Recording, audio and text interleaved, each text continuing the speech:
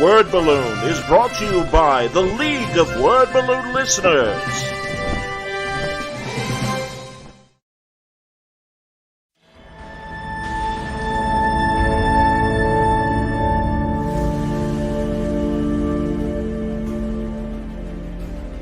For artists that want to follow a realistic style, I don't know that you necessarily have to overthink about an influence like me or any other painter who does realism. You can certainly get a lot from the pieces that we've done, maybe even imitate some of those compositions, but I think you'll find your own way once you're just studying reality, which is what I would do. I mean, if I'm going to look at people, things, photographs, it's beneficial to start shooting your own if you can get into that. And these days, since everybody's got a camera, that's not so much of an issue anymore. Being able to study life as the basis for something is the best. I had the longest problem of thinking I needed to have everybody and every element be perfect before I could use it as a reference source. And so it took me a long time to realize how flexible the basis of the human form is. I've posed for myself on loads of paintings where now I guess I'm called out by some people online. It's a process of getting your mind comfortable with what you're building off of. And at a certain point, I would say accept that you're going to feel like you're not seeing it until you've seen it. You know, that maybe you do need to have a thing look like a thing exactly before you're painting from it.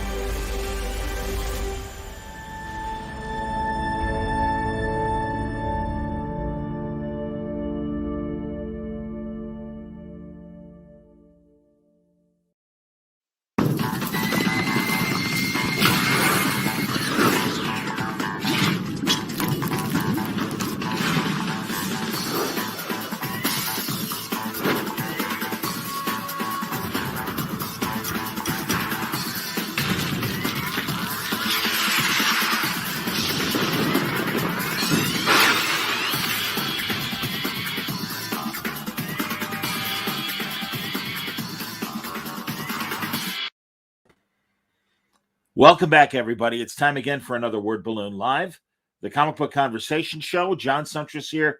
Happy to welcome Gamal Hennessy, who is becoming a fixture on the comic convention circuit because he has a lot of great, valuable information to share with us. Gamal is an attorney and a guy that has done a lot of work in the comic book field for both publishers and also independent people that want to start their own books. So it's great to see you, Gamal. Welcome back. Thank you, sir. Good to see you too. How you been? Doing all right, man. We're just talking off the air. I know you're going to be in New York Comic Con and talking about some new things. Your book, I'm going to zoom in, and you're going to the book that's behind you. Oh, got it away the right way. There you go. So yeah, tell us about this new book of yours.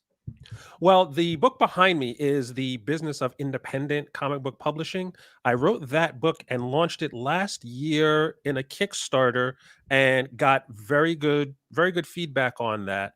And what I'm doing now is actually, well, let me go back a step. The Business of Independent Comic Book Publishing is a guide to the complete process of creating a comic. Everything from getting your first idea to building a company, to getting a creative team, to marketing, advertising, distribution, sales, collecting revenue, and building a long-term business plan for your comic book publishing. And that book, there was a lot of interest in that book, primarily because I think there wasn't a lot of other books in the field that actually covered the same material. You have a lot of books that were focused on the craft, on the art of creating comics, but not necessarily on the business side. So that's what this book is designed to cover. And like we were talking off air, after I got the reaction from that book, I got an agent and he's shopping the book now for publication for colleges and universities and things like that, because it's designed specifically like a textbook. And I'm in the process now of writing the follow-up book, which is The Business of Freelance Comic Book Publishing, which is going to cover how you actually go about building a career working for other comic book publishers, no matter what size they are, because the business models there are going to be slightly different. The economics are going to be different. So I want to actually focus on the comic book production process from that standpoint. That's great, man. And I know also you have set up a course, Mm-hmm. and I've got your logo here, the Comic Publishing Institute, Mm-hmm. Mm-hmm. and that's great as well. So you're giving lessons in terms of the business side and what to watch out for. So I'm thrilled about that. Yeah, please tell us about that as well. Yeah, well, that idea actually came out of a concept that when we were doing the Kickstarter, one of the highest tiers was an hour-long free consultation. So I would talk to people about the books that they were working on, and then try to figure out where they had questions about the business process that they were trying to build.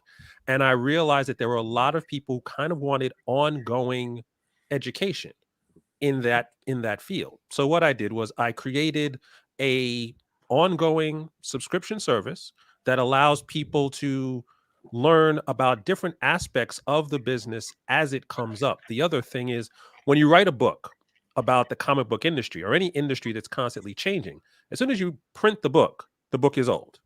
So Yep, now you're in a situation where you either constantly updating the PDF, or your book is dated as soon as it comes out. So with sure. the Comics Publishing Institute, we have weekly discussions on various topics that come up in the industry that people can talk about.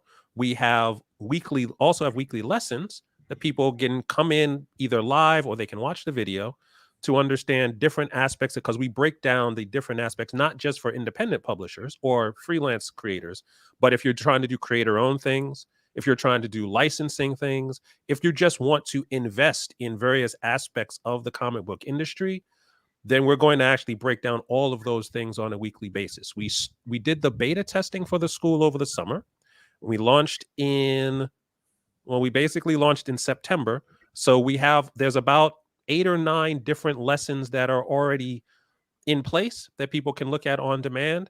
And we also do expert interviews where I bring in different people from the industry who have expertise, whether it's in marketing or it's in crowdfunding or it's in just project management and helping a project get from blank page to finished pages. So there's going to be a lot of content that's going to be available on an ongoing basis as the books come out and the other things happen in the industry.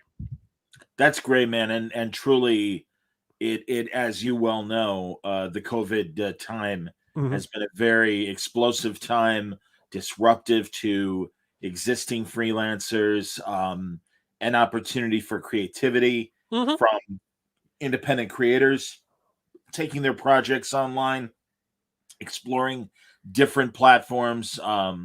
As we know, in the last couple of weeks, Substack has suddenly become a player Mhm. Mhm. Mhm. for a, Well, for there's a small go ahead. for a small group of creators. Yeah, it's honestly it's been a constant part of my conversation with creators of how are you reacting, what are you doing to adapt. So yeah, I would imagine that also maybe this is a time of growth for a lot of aspiring creators. I would imagine you're getting an initial good response given what you do, and I think the desire to be part of this that's out there.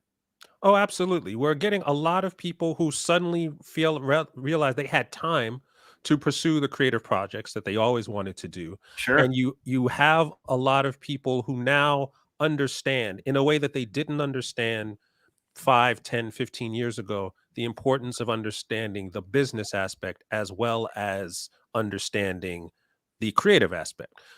The people who, even if they want to ultimately have that Netflix show, if they want to ultimately have the merchandising, if they want to ultimately, try to go for McFarlane's record of how many consecutive independent issues he's created and the empire he's created off that, creator owned project, you have to understand the business side.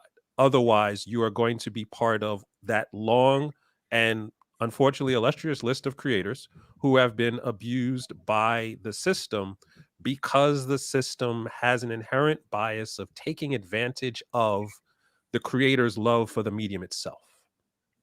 Absolutely, and you're right about that. Man, I'll tell you, and it's such an interesting time, both at the creator owned level and the Mhm. independent level, but also the big two. Yes. And in fact, we all kind of, I think, blinked last week when Marvel announced, and well, or I should say, people that are covering Marvel have noticed that the Ditko estate and maybe a couple of the other estates of former Marvel bullpen people have put up a trademark. Something, I'm not even going to attempt to describe it. You're the lawyer. You're the guy that follows this stuff. So what is going on? And I guess the Ditko estate is the biggest example. But what's going on with the Ditko estate and Marvel currently? Okay, before you actually can understand what's going on with Ditko, you have to understand the fundamental concepts of copyright law and how it actually applied to what was going on when in the 60s, early 70s, when a lot of these foundational characters were created. So, usually, when you create something, whether you're drawing it or you're writing it or anything like that, from a copyright standpoint, you are the owner of that piece of art or that story, unless you sign away your rights to that story to someone who hired you. So the problem is, back in the early 60s, 70s, comic book characters and comic books were not seen as necessarily seen as valuable pieces of intellectual property. A lot of the people who were making comics during that period would not even admit that they were comic creators in public. They would tell people they were doing something else because were comics were not seen in the same light as they're seen now, even before you had the comics code and seduction of the innocent and all those other things. So it wasn't as buttoned up legally as it is now, where once you come in to work for Marvel, there is a very clear work for hire agreement. There is often, in many cases, a character creation rider, which outlines what's going to happen if you create a new character and who is going to own it. Spoiler, it's going to be Marvel. Right. So, but back then, they had it was a very fast and loose system, especially in Marvel, when, as people have famously noted, Stan Lee, Jack Kirby, Ditko, all these people would kind of just throw ideas around a room. And then Stan would go, okay, well, give me, the kids are really into like psychedelic drugs now. So make me a character that we could actually make some trippy visuals and appeal to that market. And Steve Ditko said, okay, Doctor Strange. And there you go. The problem comes when you don't necessarily pin down what just happened. Was that a work for hire deal and now Ditko automatically assigned the rights to Doctor Strange to Marvel? Or was that a license where he was granting them the right to use it for a certain period of years and then could actually take it back? Well, you don't have any clear contracts saying one thing or another. You have a situation where you're going to either have to rely on expert testimony or you're going to have to litigate what the state of that situation was.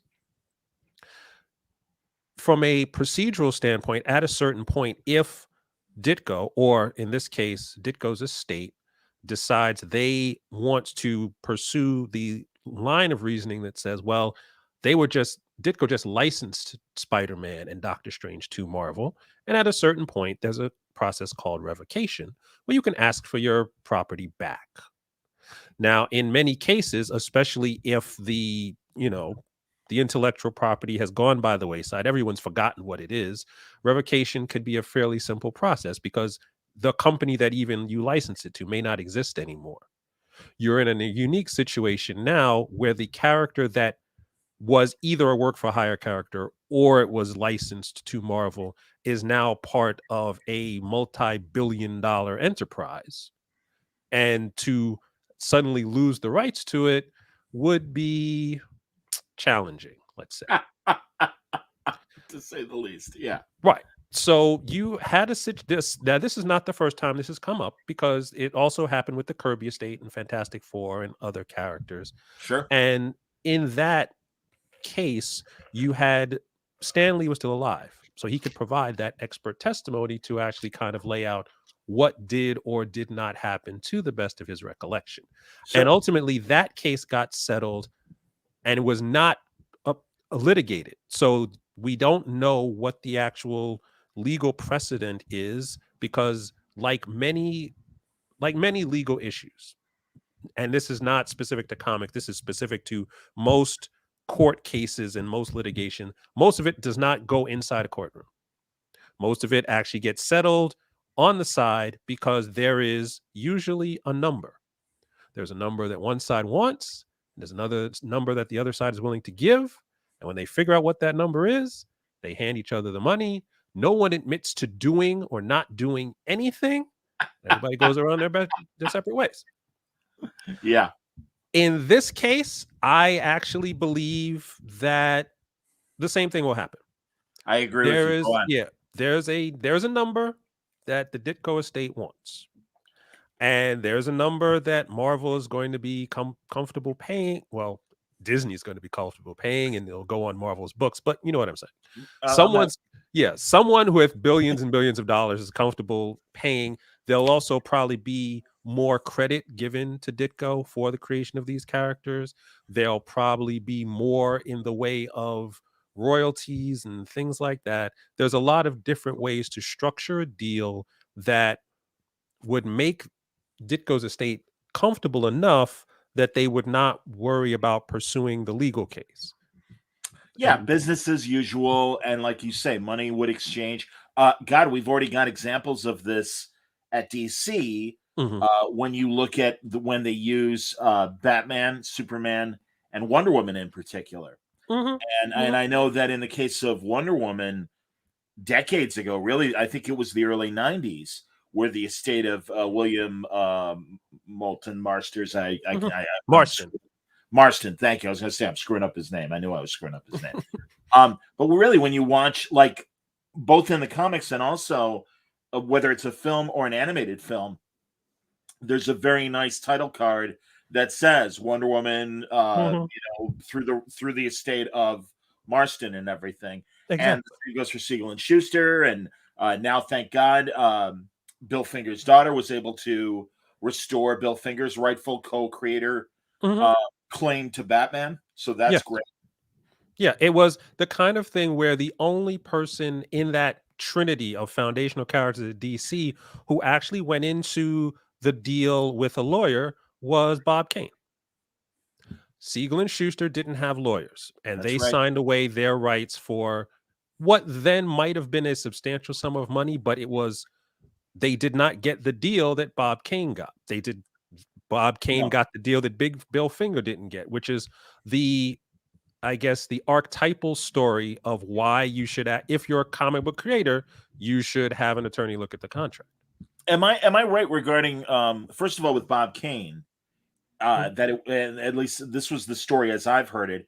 It was either his father or his father's friend, and the way they kind of figure things out was to say, give Kane a percentage of the licensing, and this was like in the 40s or 50s. Yes. So this is before the Adam West TV show really, hit the market, and then all of a sudden there were just toys all over the place, and Kane was getting a cut of that, small cut, but a big enough cut that, I mean, the man died a millionaire because of thankfully this deal he made.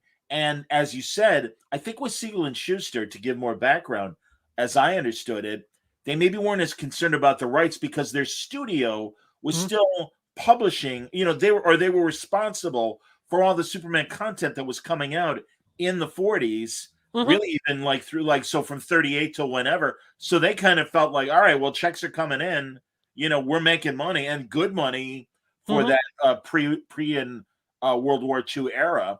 And then, of course, things obviously soured between Siegel and Schuster and the company, and they suddenly discovered they really didn't have any rights to the character they created. Or again, suddenly they realized it was more of a problem than whatever they initially negotiated. Yeah, two of the things that you need to be aware of in that particular case is there's a situation called assignment that's in almost every contract, where one party can say, okay, all the rights and responsibilities that I have in this deal, I can actually give that to someone else. And in a lot of cases, you want to be very careful about those kind of clauses, because you could be in a situation where you have a very good working relationship, a very good situation with a particular publisher or a particular whoever you're working with. But if they can actually give that contract to someone else, you may suddenly find yourself working for someone who you don't have a good relationship with, or who doesn't know who you are at all. And they're not really interested in maintaining the same type of relationship. So a lot of times, if you have a contract, the contract may say one thing, but the day-to-day working relationship that you have with someone, especially in comics, is much more fast and loose, much friendlier, because a lot of times you're friends, you're making comics, everything is great until someone else is in the position of the other side. And now you have to rely on what's in the contract, because the relationship that you had is not the structure of the deal anymore. Now the structure of the deal is a contract.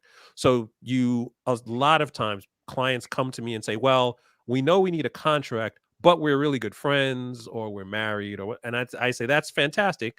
Keep that, but negotiate the contract as if the person was not your friend, because if another person steps into those shoes, they may not be. And you now have to deal with that situation, which is what I think happened to Siegel and Schuster. The company that would eventually become DC changed hands several times. And when the company changed hands and Superman became a bigger and bigger thing over time, so you get into a situation where someone might be willing to deal with you in one way if you have a character or a story that's pulling in a substantial amount of revenue. But if in the 1940s the equivalent to Netflix occurred, which I was probably like a radio show or something like that. No, that's a great comparison. Absolutely. Then all of a sudden the company realizes they have control of a much more valuable property than they thought. And then they look to see what they can do in the contract and realize they don't have to give you anything.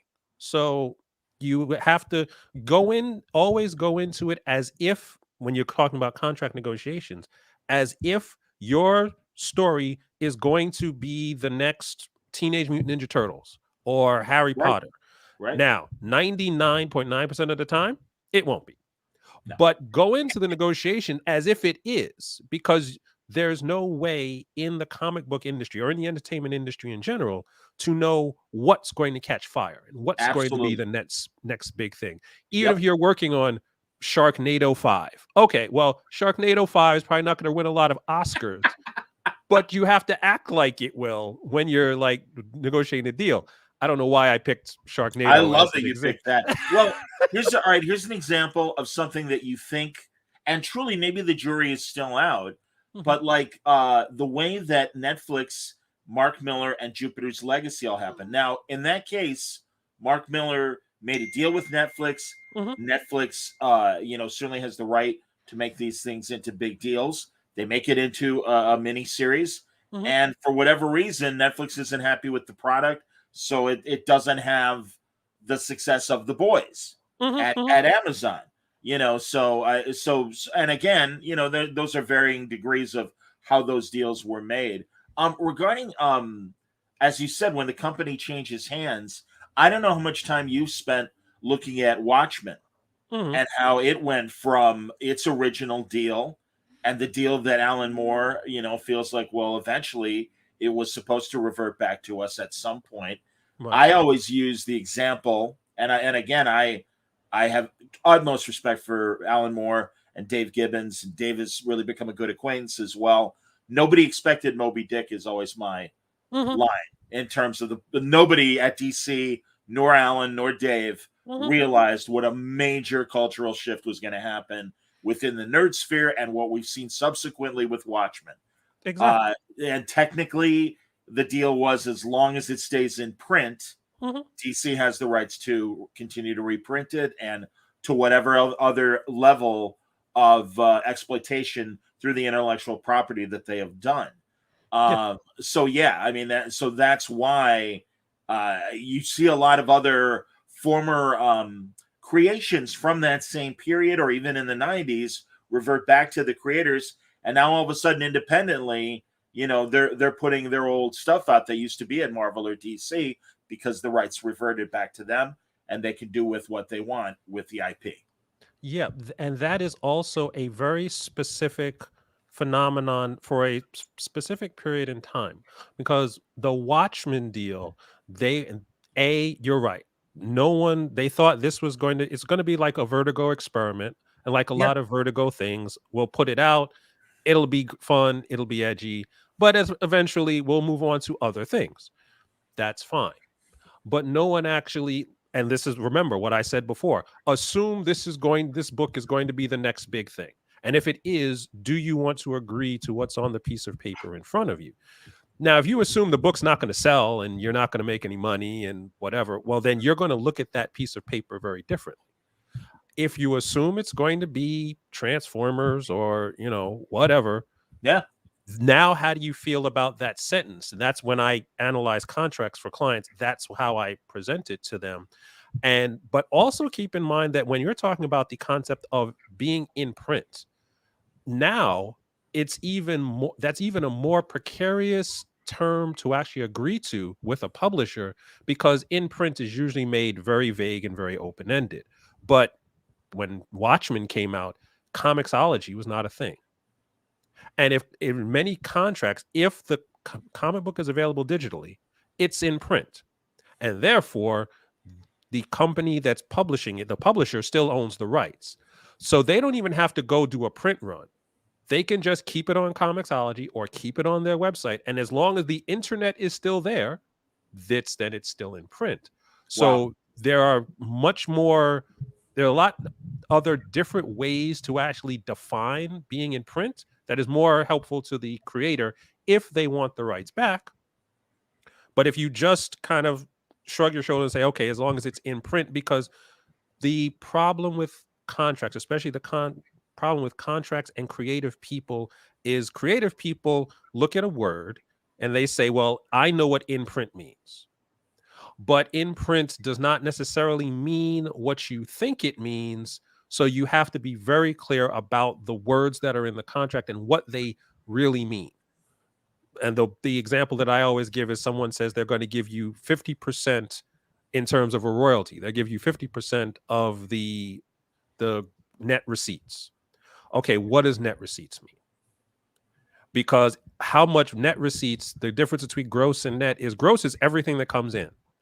Net is the gross minus stuff. But if you don't know what the stuff is, then you don't really know what you're making or if you're making anything at all. The most famous example being the gentleman who played Darth Vader in Empire Strikes Back. He had a deal that gave him royalties to Empire Strikes Back as long as the film was profitable. But according to the accountants at Lucasfilm, The Empire Strikes Back has never been profitable because they're still deducting things 40 plus years later, and therefore they'll never send you a royalty check. But I remember that.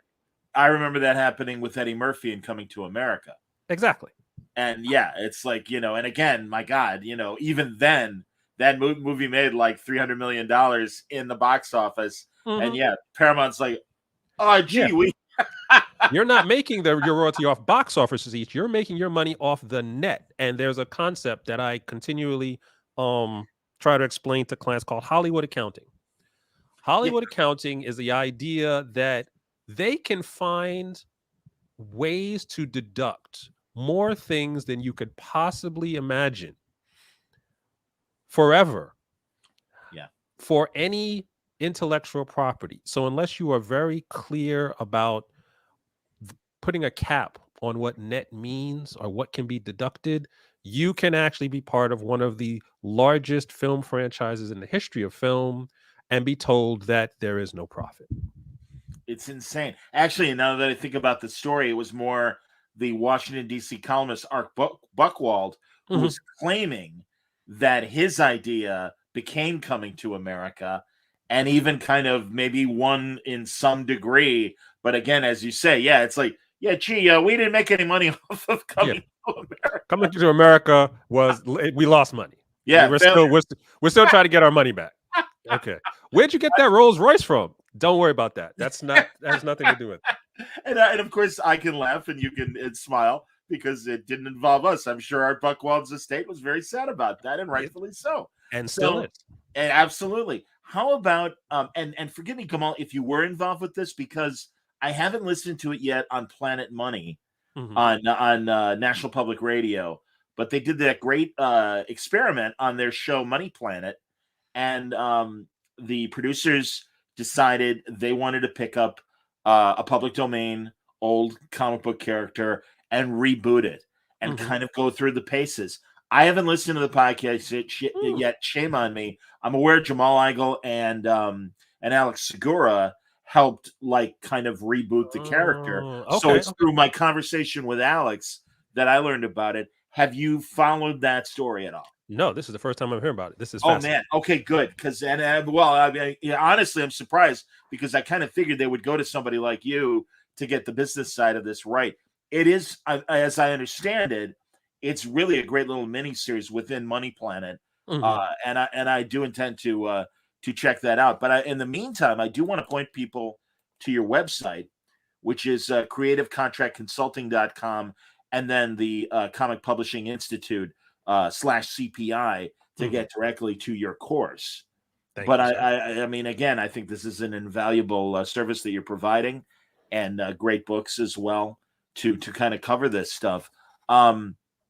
Have you been approached, and you don't have to give specifics if it's attorney-client privilege, but have you been approached about public domain characters? Because there are so many interesting concepts that came from publishers like Fiction House and some of the others that, the publishers don't exist anymore and the trademark lapsed, and you've got Mr. Scarlet, or you've got the Black Terror. Airboy is a great example. World War II teen fighter pilot that even people like Chuck Dixon and Eclipse Comics in the 80s dusted off and did new versions, or even Paul Jenkins within the last 20 years did a new Airboy story. So have you had clients kind of explore public domain? Oh, absolutely. What we usually do when there's 2 or 3 different scenarios that clients come to me with. One is where they want to take a public domain idea, or what they believe to be a public domain idea, and bake it into an original idea that they're doing. So just a generic example, someone wants to do a kind of dystopian science fiction story, but they're going to incorporate Dracula in this kind of their backstory and their mythology. So what we try to do in that case is make sure that not only, because it is clear that Dracula is a public domain character, but there are versions of Dracula that are trademarked or copywritten by various publishers, and you cannot go out and use those versions of the character, but you can use the character. So, for example, let's say you decided you were going to make a story about, let's use Dracula again. You cannot go out then and make your Dracula look exactly like Bela Lugosi, because that's a violation of a right of privacy, also a violation of right of publicity, and I believe it's Paramount that's going to own that depiction. So you could be hit by several different directions. You could absolutely go out and make a story about Dracula.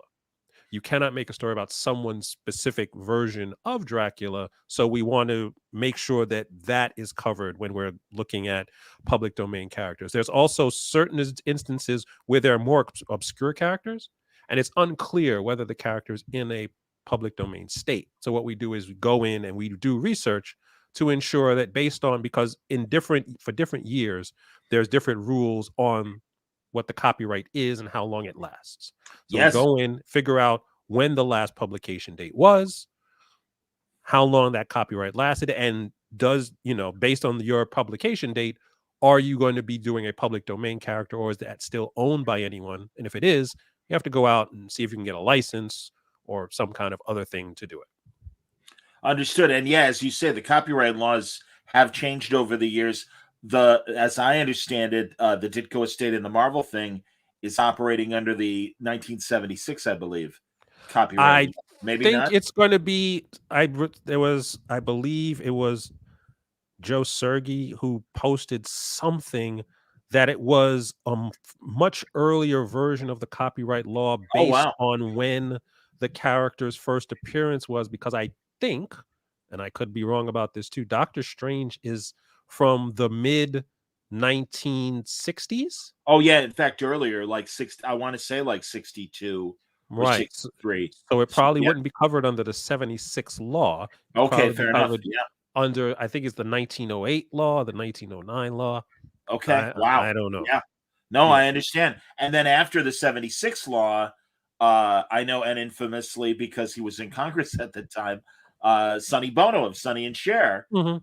was the California congressman who renegotiated copyright laws, extended the period before something can hit the public domain, Yes. because the concern was Superman and Mickey Mouse Mhm. were coming up in terms of their because it used to be like 75 years and then it was extended to 90 years, I believe. Yeah, well, yes, it's what it's usually for a author, it is the life of the author plus 90 years. There you go. So if you came out, let's say you came out with a character in 2020 and then you died in 2050, that means that the copyright would actually go into the public domain 2050.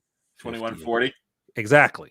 Yeah, And at that point, assuming we're all still around, your exactly. character would then go into the public domain, unless your character is like Steamboat Willie, in which case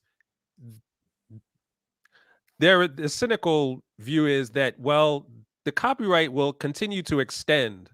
As soon as Steamboat Willie is actually coming up for renewal, it will extend again. So Yeah, the interesting thing is on like should theoretically, because I guess with Tarzan mhm, and the Edgar Rice Burroughs estate, there's a bit of a gray area there.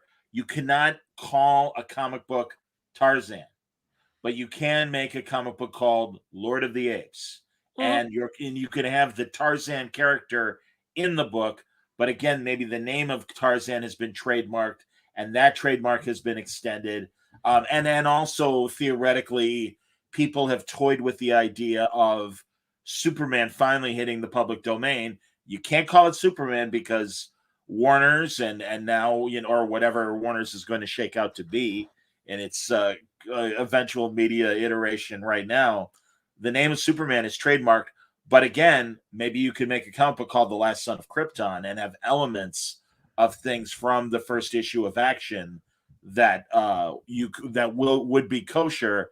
But again, you can't make just a comic called Superman without Warner being involved. what I like to tell clients is, from a creative standpoint, you cannot make a story about Batman, let's say, but you can make a Batman story. And what I mean by that is, you can take, like, let's say I told you I made a story about a wealthy young man who suffers a violent criminal event and survives. He then uses his money to get the skills and the technology to fight crime outside the law as a vigilante. Now, I did not necessarily write a story about Batman, because I also just described Moon Knight, Green Lantern, The Shadow, Grendel, Iron Man, and about a dozen other people. Nighthawk. Yeah, it's the same story. Sure, it is. And each one of those stories has a valid copyright. You can essentially tell whatever story you want to tell. There are the number of or blatant kind of variations that exist for Superman are legion. I mean, Gladiator, Hyperion, you look at Invincible, everyone can tell a Superman story. You simply cannot tell a story about Superman. And as long as you understand that, from a creative standpoint, you should feel free to do whatever it is that you'd like to do. Truly, Gamal, people come to me and say, God, I really have this amazing Superman idea, Batman idea. How do I break in specifically to DC? And I tell them the same thing. I'm like, God, and now I'm blanking. Big Bang Comics had a Batman cipher, and I'm blanking, thinking of what the name was. Night Watchman, I want to say, is what it was. And yeah, man, I mean, a hooded character that absolutely was a Batman cipher. Everyone understood it, and it was still a lot of fun because you had more license. Or what Mark Waid was able to do with Invincible and all the other stories he did at Boom about a Superman that goes nuts, Exactly. and the safety is off, and it was a tremendous idea. Here Marco says hello, so that's Hello, awesome. Marco. Very nice. Yeah, absolutely. I wanted to acknowledge the people who are watching and then saying hello to you and everything.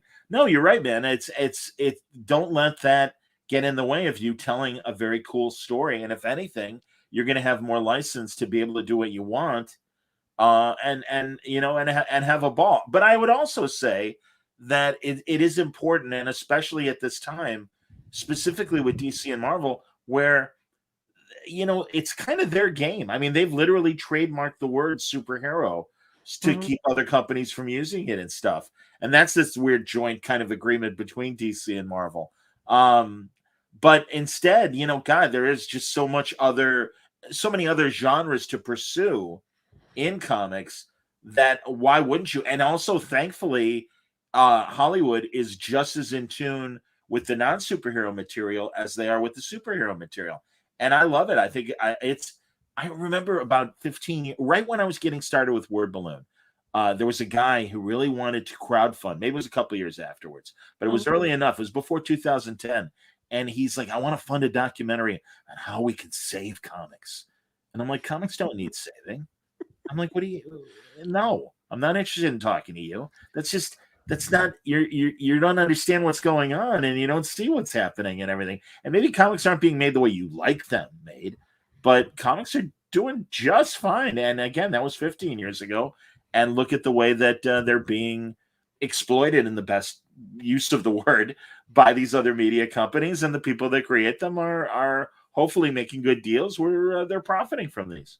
Yeah, the thing about comics that is unique from other types of media is that the crossover potential has always been there, and it has always been exploited.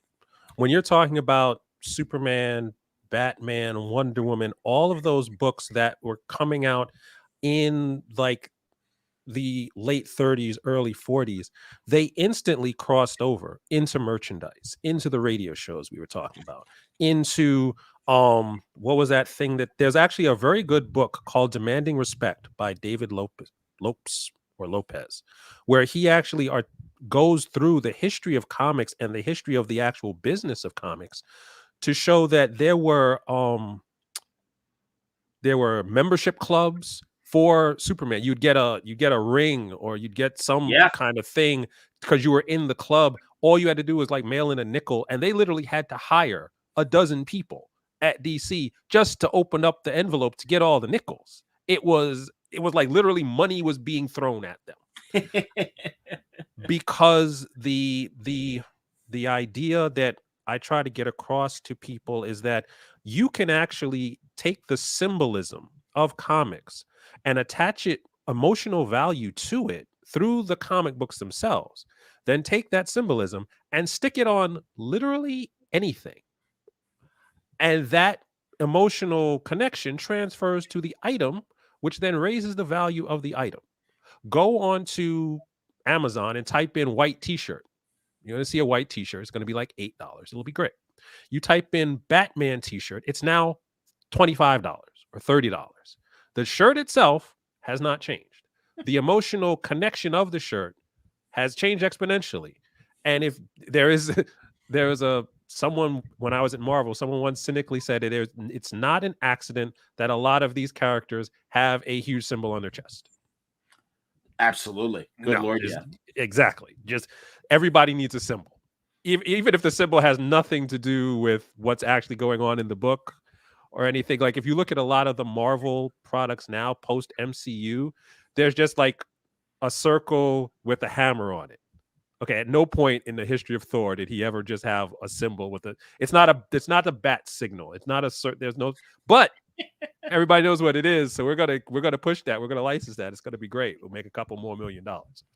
I wonder if that is why in the mid '60s the Batman logo went from just being the bat on his chest to the yellow circle with the black bat in the middle, because it just became a much more easier trademarkable, symbol. And it's funny how it went back to just the bat and everything. I again, the trajectory of the trademark for Batman has been very interesting. I mean, I'm not sure if that back then it was a design choice or it was a specific marketing choice. That's what Yeah.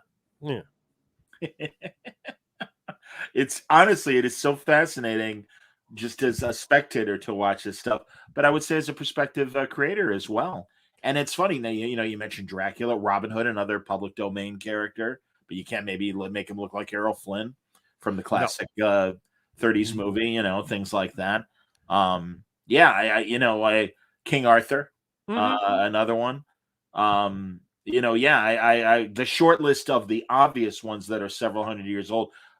Sherlock Holmes is public domain, but there's, again, you want to avoid having, you can't, obviously you can't have your Sherlock Holmes look like Robert Downey Jr. You can't have your Sherlock Holmes, or Cumberbatch. You can't do that.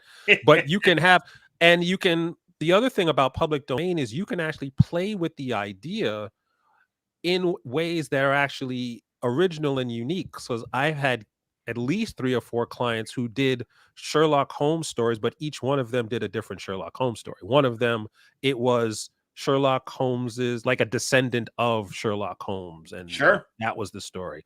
And one of them, it was Sherlock Holmes in like more of a gothic horror kind of style.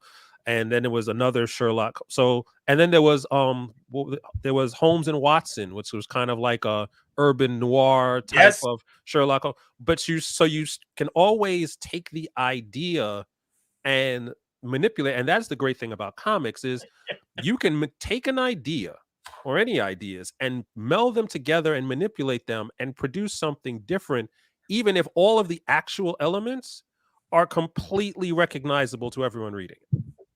I hear you, man. And it's funny. Or at least I'll speak for myself. I've got my handful of ideas that if I were an artist, I would absolutely make. And they are ciphers of space opera heroes and Western heroes and detective heroes and those things. I'm a massive old time radio fan, and I would love to comb through. In fact, I know David Gallagher took Johnny Dollar. Johnny Dollar was a CBS detective radio show. It started in 1949. It ended in 1962. It was one of the last existing old-time radio dramas that actually even made it into the early 60s. And he made a really great Johnny Dollar comic. I know he only made the one issue. Or someone else took Box 13, which was an Alan Ladd, another classic Hollywood actor. He had this syndicated show in the 40s. And the whole conceit was he was a detective that had a post office box, and that's how they contacted him. And that would open up the cases. Great format, great idea. Was the Equalizer a variation on that idea? Not the current show, but the original show. Edward Woodward. Yes, you found his number in the back of a classified ad, and you called him, and that opened up the case. Yep. Oh, absolutely. See, I don't know. I mean, again, it was different enough that I think they got away with it. Hell, I remember the reason why Elementary came to be was CBS doing Sherlock Holmes. They were going to license the Sherlock BBC Cumberbatch show and make it an American version of that. And somebody in research is like, you do know that Sherlock Holmes is in public domain, because of a lot of what they wanted to do with Elementary. The producers of Sherlock are like, no, that's different than what we're doing. We won't allow that. We won't give you a license if those are your choices. And instead, we got Elementary running at the same time as Sherlock. So, and again, at a certain point, it makes more sense to just go off and do your own idea than to license someone else's idea. But if they were going to do a episode by episode remake, then you need the license. If you're just gonna if you're gonna riff off the ideas, don't worry about it. And the other thing is, and again, this level of based on an homage versus a direct lift. I look at classic paperback painted covers, and there are so many classic tropes within those that, my God, I mean, literally, I could see a Dr. Kildare sort of 1950s or 60s depiction of a man in white doctor with the classic lab coat and everything, and again, just kind of get the inspiration from looking at a Robert McGinnis paperback cover or some of the other great artists and stuff, and or a deep sea diver with the great old fashioned kind of bell helmet and stuff.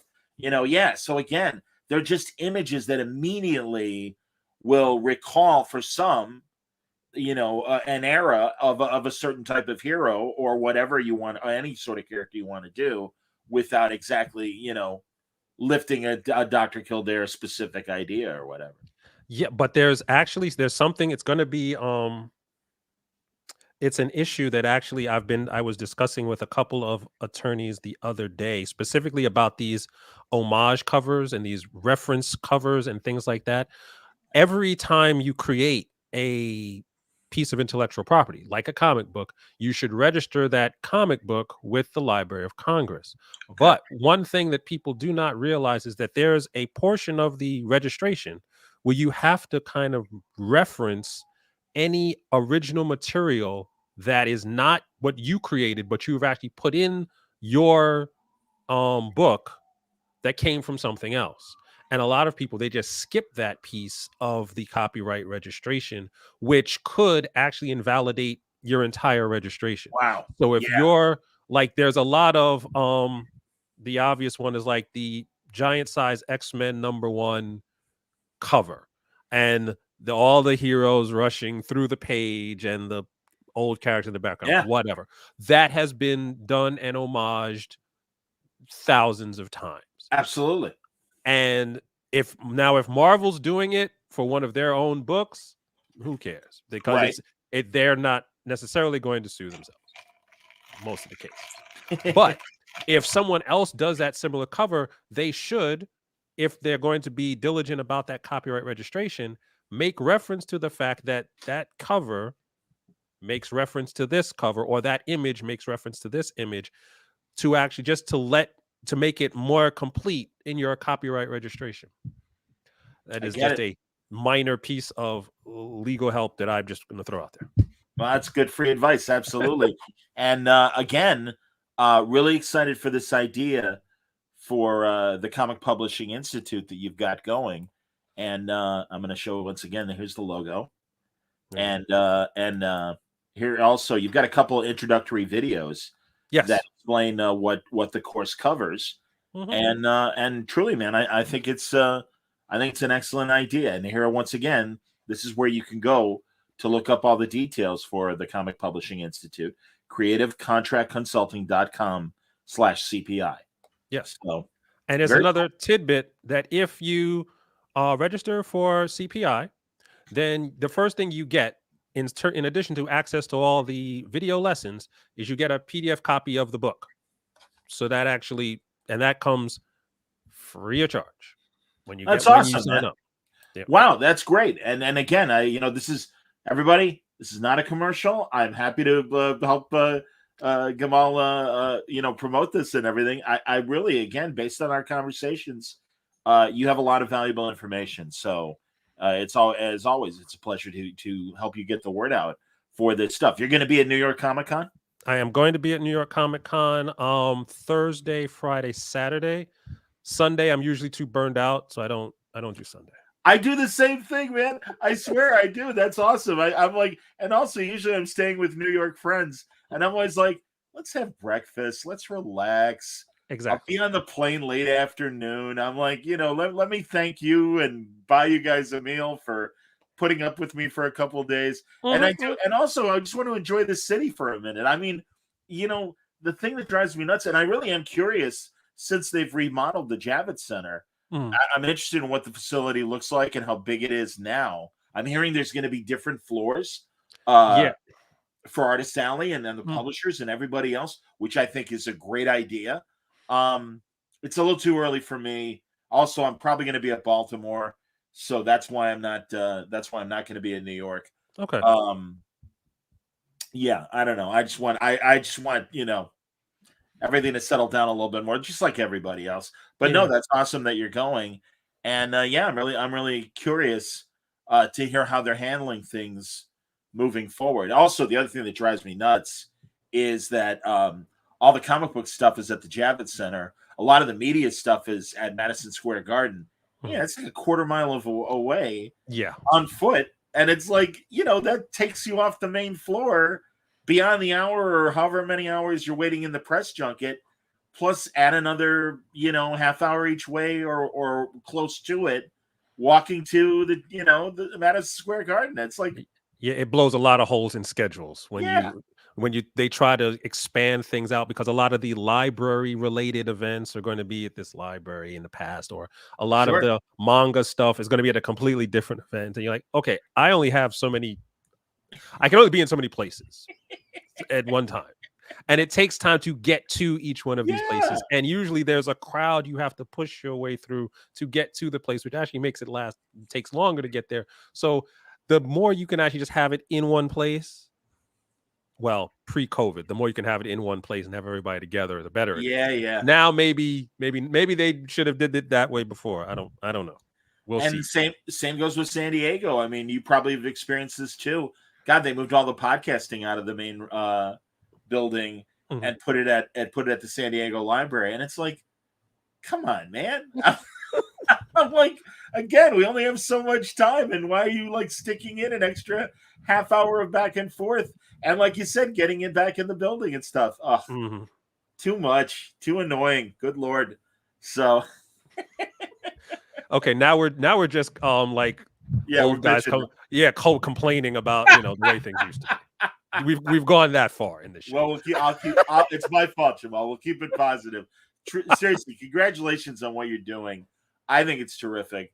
I'm glad you're out there doing this. I don't know how many other people are out there as a service. I know there are some name attorneys that are like, for instance, in the Ditko case, I want to say it's Mark Toberoff or whoever, who was the same attorney that did represent the Siegel-Schuster estates as well. And that's why once this came up, and it makes a nice splashy, no disrespect, Rich Johnson, but bleeding cool kind of headline of, oh my God, Marvel might lose Spider-Man and Doctor Strange. And it's like, yeah, no, they won't. No, they won't. The more likelihood thing is, unfortunately, they're going to have to, well, for them, they're going to have to, unfortunately, cut a check. And hopefully it's a decent size check. Have you read these articles like what's come out from The Guardian, where a lot of the comic creators, for having their stuff exploited in a TV show or a movie, they're given like a token $5,000 and a handshake and a little screen credit? Yeah, shut up money. It's because when you're signing, at least when I was at Marvel, you would sign something called a character creation deal, where if they put you on a book and you were pitching ideas and whatever, and you're going to introduce a new character, they would say, that's great. Here, sign this extra contract in addition to the first contract that says what's going to happen with your new character. And in a lot of cases, certain creators were not necessarily worried about it. And then again, Disney comes, they buy Marvel, they look at all this stuff, they say, hey, we can make a lot of movies, and we can make all the movies into one giant, well, basically the MCU is not movies. There's basically just a TV show that they make you pay $20 an episode for, but that's fine because I'll do it. It's great. I'm with you. I'm there. But they'll take like Winter Soldier or, a lot of these other characters, plug them into the movies, but the deals that were negotiated were not necessarily for the creators to get back-end compensation for those types of things. Now, when Brubaker and a lot of these other people created the characters, they probably were not thinking, about Sebastian Stan, because how would they? But there's what's in the contract, and then there's like the practices of the business that you are in. And in certain instances, in certain cases, in certain industries, if there's a huge windfall that's not necessarily in the contract, certain people will decide, hey, we're going to give you a cut. We don't have to give you a cut. And by the way, sign this amendment so that we don't have to give you more than this, but we'll give you a cut so that this never actually comes to light and no one ever, because it's an industry thing. It's decided over cocktails somewhere. Somebody gets a check and everybody's happy. But if you want to stick to that contract, and people, a lot of times when you're in creative industries, you're forced to stick to a contract. You realize now that you have a bad contract and you have very little leverage. There was a series of blog posts I did late last year about the Dave Chappelle case. Well, it wasn't a case because Dave Chappelle approached it rather differently. He was upset that HBO was putting the Dave Chappelle show on HBO Max and he wasn't getting paid for it. But he realized when his lawyers looked at the contract, he had no leverage because he had signed the deal that he signed. So he couldn't even have a new show called the Chappelle Show because he signed away those rights. So what he did was he did not sue. He simply made another stand-up comedy special and talked about it. And there was enough, he knew he had enough power in the market. He had enough followers. He had enough leverage, not legally, but publicly, to actually get people inside HBO to change what they were doing. And when they did, he didn't have to sue anyone. He just, when they gave him what he wanted, he came out with another stand-up special and said, I feel better now. Go watch the Chappelle Show.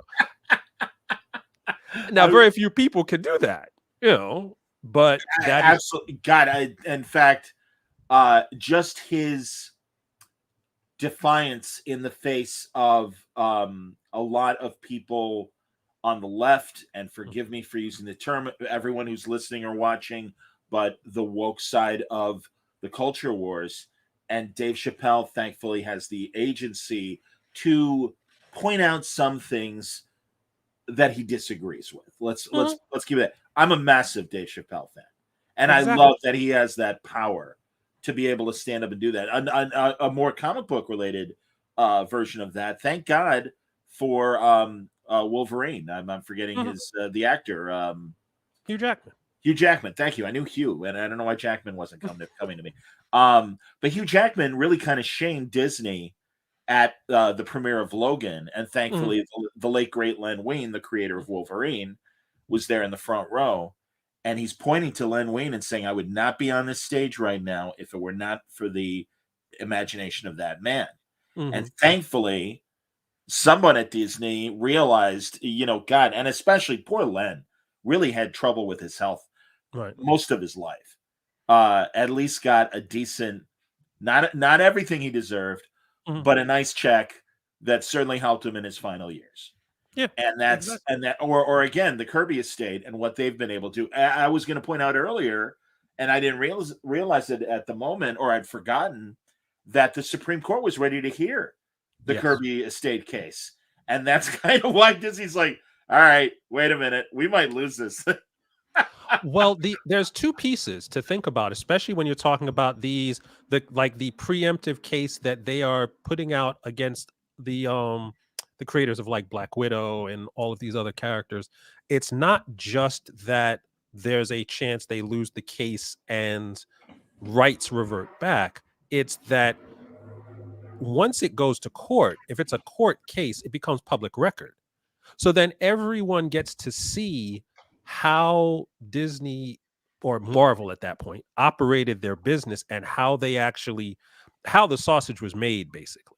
And that is, from a public relations standpoint, that could be as damaging as the, losing the rights. So it's in their best interest to either A, have it in private arbitration where the doors are closed and no one can actually see what it is we're arguing about, and then B, settle it before it becomes a public court case, so that A, we don't have to admit to doing anything. B, no one knows what we did or didn't do because we never talked about it. And C, we would probably be paying less if we just paid it out of court as opposed to paying it before court. So the last thing they wanted was it to go to the Supreme Court because I think at that point Ruth Bader Ginsburg wanted to hear the case, and yeah, and Alan Horn was like, absolutely not, under no Which circumstance. is so, I mean, I just love that notion that Ruth Bader Ginsburg is like, oh, that's interesting, sure. And also bad news at the time, you know, the president is Obama, who's a massive Marvel guy, and probably be like, yeah, I kind of want to go with the creator on this. No, it's fantastic, man. And truly, that is the great thing. It's a shame that the creators themselves weren't able to benefit more at the time.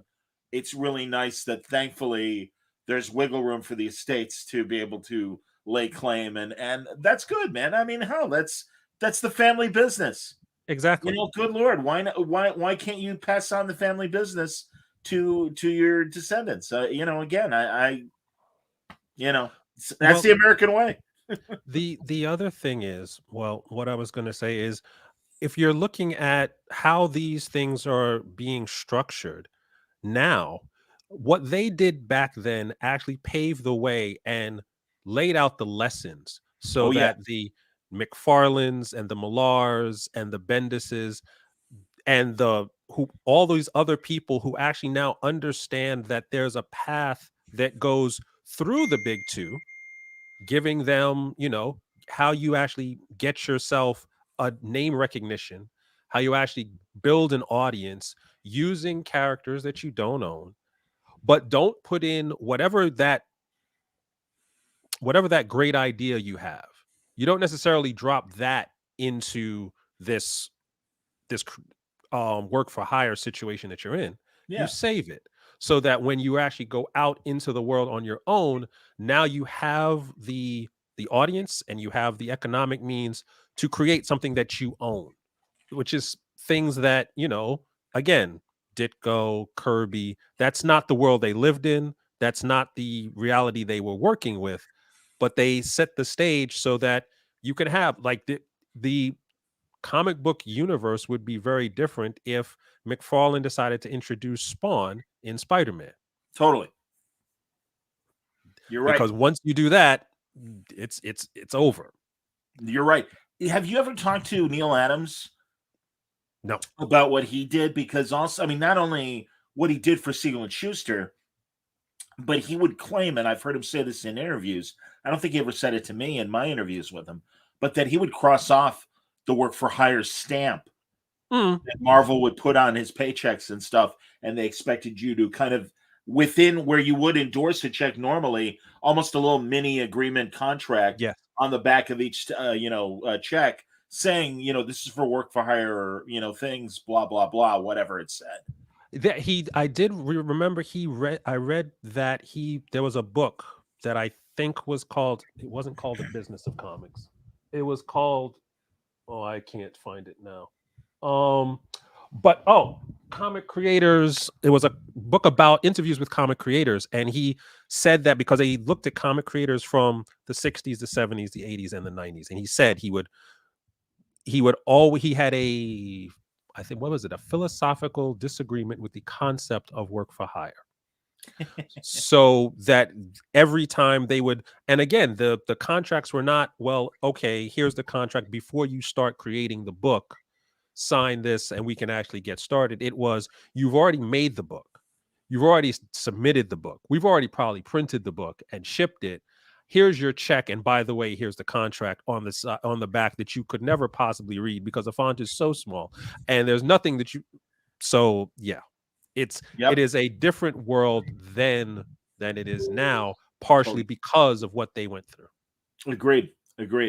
No, again, and truly the scale continues to slide because things change.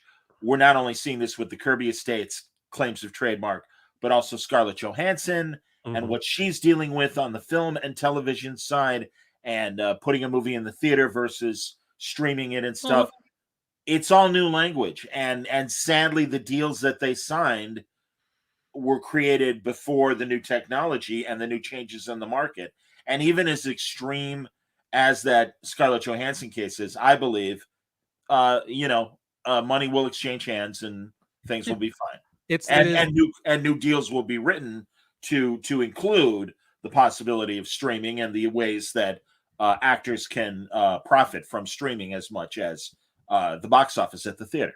Yeah, well, the issue there is the same issue that I think we started off the interview with. What you actually sign and what you expect the practices to be can be two different things. And this is not, it's not just a comic book thing. It's a entertainment thing in general, because you have certain practices of, if the way you actually expect to be treated is the way that you're treated, you don't really care what the contract says. It's when you don't get treated the way you're supposed to be treated, then you look at the contract, you realize, okay, I should have done the negotiation of this contract should have been different and take into account these things that I didn't anticipate. But the thing about contracts, the reality of a contract is you will never actually capture every eventuality that might occur in any given business deal. So you try to, and every contract most of the time is an evolutionary thing. So what I did for my clients 7 or 8 years ago, there are things in the contracts now that I didn't bother with 7 or 8 years ago because they weren't a thing. And now they are a thing, and now you have to deal with it. It's just, I mean, the very typical example is 15, 20 years ago, you didn't worry about how much your phone was charged when you left the house because you didn't have a phone, and having a phone wasn't a thing. Now you have to, do I have my charger with me? How much is my phone charged? Will there be a place to charge it? These things you just have to, as life changes, your considerations change. It's just that people like Scarlett Johansson and other people like that are actually getting caught in the midst of change. Yep. So they have to be the agents to figure out, how is this going to affect people down the line? Absolutely. No, 100%. And again, that's why I think what you're offering is so valuable. Mhm. And people should go to creativecontractconsulting.com/CPI. That is where you can sign up for the Comic Publishing Institute and start to really learn about what Gamal is teaching. And I think it's very invaluable if you're considering starting your own independent comic book, or maybe, you want to get into public domain, try and dust off a character. But I know you're going to cover a lot of that in your course. And that's great. And also, again, you get a free copy of the book that's right there behind Gamal, The Business of Independent Comic Book Publishing. So that's great, man. As always, really great conversation, man. And I appreciate you coming on and helping us understand what's happening on the Marvel Trademark front, as well as promoting your new service and everything. Well done. Not a problem. Anytime, sir. You just give me a call. You got it, man. Gamal Hennessy, everybody. Later on, actually in about, I'm doing the math, 3 hours and 15 minutes, I'll be back on Word Balloon Live with another episode of Kinescope as we look at the days of early television. And we're going to talk about Sid Caesar and Your Show of Shows and Caesar's Hour and the incredible sketch comedy that was made by the likes of Carl Reiner, Mel Brooks, Neil and Danny Simon, Larry Gelbart, the developer of MASH, Lucille Callan and Selma Diamond, wonderful women comedy writers of the day. And really, I really believe the forerunner of Saturday Night Live, because they really were taking lifestyle of the 1950s and turning it into comedy. And it was just amazing satire that in a lot of ways still stands up. So that's going to be a fun conversation. Gamal, if you ever are interested in talking live television, if there are periods of live television you want to explore, you got an open invitation to join us on a Kinescope episode. Fantastic. I appreciate that. Absolutely. So thanks a lot, everybody, for watching. I hope you enjoyed it. Everybody stay safe.